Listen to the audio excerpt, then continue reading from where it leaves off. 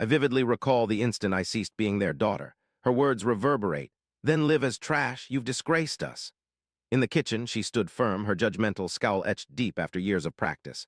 At 24, I gripped keys to a house worth barely $1,000, a dilapidated structure with peeling paint and faulty floors. She expected me to use it for my sister's lavish retreat. That house was my choice, my dream, the first step toward autonomy. Their treachery transcended money. It was the very principle, and they made that evident when they cast me out like I was worthless debris. I often reminisce about simpler days, days when my family cherished me, when Mom fondly touched my hand after school plays, when my sister and I shared secrets late into the night, convinced we'd always stand by each other. I, too, believed it. I believed in loyalty, in faith. Belief that caused me deep pain was their disapproval, as trust, much like a house, can decay if handled improperly. It initially manifested subtly. They weren't hostile, merely displeased. My mom would sigh in the living room upon my visits, casting furtive glances towards unpaid rent checks and ignored retreat deposits. Dad averted his eyes from me, bearing an unexplained shame. My sister ceased calling me and stopped sharing jokes, yet there was no clear evidence, nothing I could directly challenge. Then came the night I saw it, careless text messages on Dad's tablet, left unguarded as if the universe wanted me to see. She's reckless, she doesn't think, she's ruined everything. My name repeated like a judgment, not just my mom's scorn, not merely a disappointment, but hatred. I recall holding the tablet in the darkness, my stomach knotting up. That was when I realized this was deliberate. They weren't angry about the house, they were angry at me because of who I am. And to survive, I would need to be more than just angry. I didn't yell or weep, instead I strategized. The initial stage was regaining control. Initially I tackled minor tasks. I familiarized myself with the market, transforming a dilapidated $900 house through hard work, sweat, and repurposed tools. Before and after photos were taken, each floorboard creak symbolizing resilience, every peeling wall testifying to patience.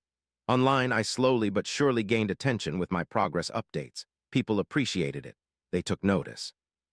The second phase was utilizing their overconfidence. They often thought they were more intelligent than me, that wealth and power equated worth. Quietly, I networked. I partnered with investors, contractors, and house-flipping mentors. Every call made, each contract signed, added another layer to a trap they didn't see coming.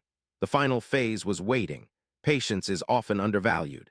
They believed I was struggling, living in poverty, suffering for my mistake. Meanwhile, I was building my empire from the rubble of that old house. Every night I reminded myself, the greater the height I scaled, the harsher the descent for those who underestimated me. The day I was prepared, I revealed my strength tactfully. My sister's charity fund? I funded it secretly, indirectly. She never knew. My mother's derisive comments about my supposed shame were insignificant when an article appeared detailing the renovation of my once dilapidated house into a luxurious Airbnb, earning more in a year than she ever had. The article made no personal references, yet it spoke volumes. Then came the confrontation. My mother phoned, her voice strained with disbelief. "We thought you were struggling. We were concerned." I allowed her to finish. Heavy silence followed, then a soft, calculated smile curled on my lips. "Struggling?" I responded. "It's amusing how swiftly your worry transforms into excuses once you realize I no longer require your help." She fell silent. My sister interjected. "Can we visit it?" I didn't respond promptly. I wanted them to ponder, to question if they were being invited or welcomed. Delightful was the suspense. At last I remarked, "You're welcome if you can appreciate it." They arrived with wide-eyed wonder. The house shone, each nook a testament to my perseverance and talent. Mom's scowl softened. My sister's smile seemed contrived, clumsy. Dad murmured, "I didn't anticipate." I left his statement unfinished. I didn't need to. Every tile I'd mended, every color I'd chosen, every subtle detail, they witnessed it all. My autonomy wasn't merely a truth anymore. It was evidence of superiority. The true gratification? Witnessing their understanding crumble. Watching them struggle with the realization that their criticisms, their cruelty, their insistence on my living in mediocrity had instead fueled my rise. And I maintained control throughout. Never enraged, never emotional, just meticulous. When they ultimately departed, I didn't celebrate, I didn't shout victory. I stood on my porch, the night breeze caressing my face, and smiled serenely. They sought humiliation, they sought power. Rather than receiving guidance, they experienced misjudgment. Not merely enduring, I flourished. Their derision became my base, the most satisfying aspect. They were aware of it.